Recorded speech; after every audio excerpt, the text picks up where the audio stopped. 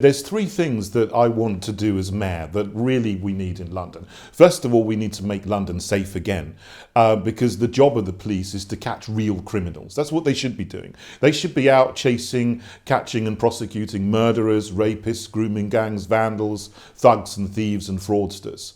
That's what they should be doing. They should be doing stop and search targeted to where there are high levels of knife crime and gun crime, for example. But what they've been doing over the last 5 years is chasing people's opinions on the internet. And over the last year, since we've had these awful, what I would call repugnant COVID laws and regulations, they've been hassling and harassing ordinary people for just meeting their friends, sitting on a park bench, or opening their businesses, or having coffee in groups, or having a little dinner party, things like this. The police should not be harassing citizens for doing those kind of things, which are good and normal. This should not be happening. So what I want to do is get the police doing their real job, chasing real criminals, cutting real crime, not harassing people for just doing normal things.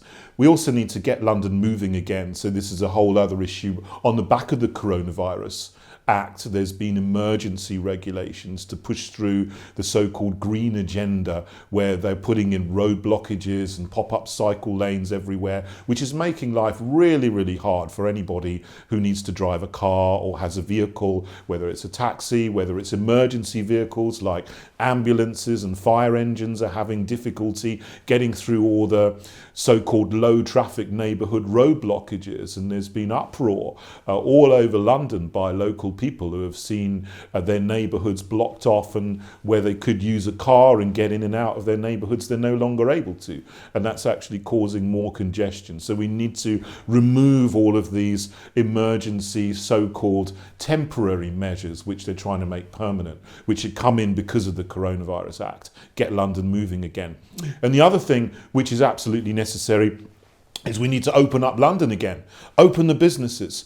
London is closed, and it's a tragedy. I walked through London, even this morning, and cafes are closed, the shops are closed, pubs are closed.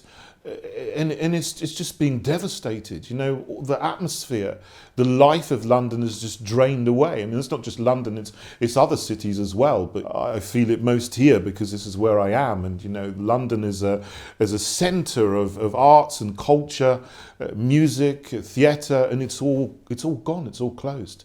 We can't go on like that for another day.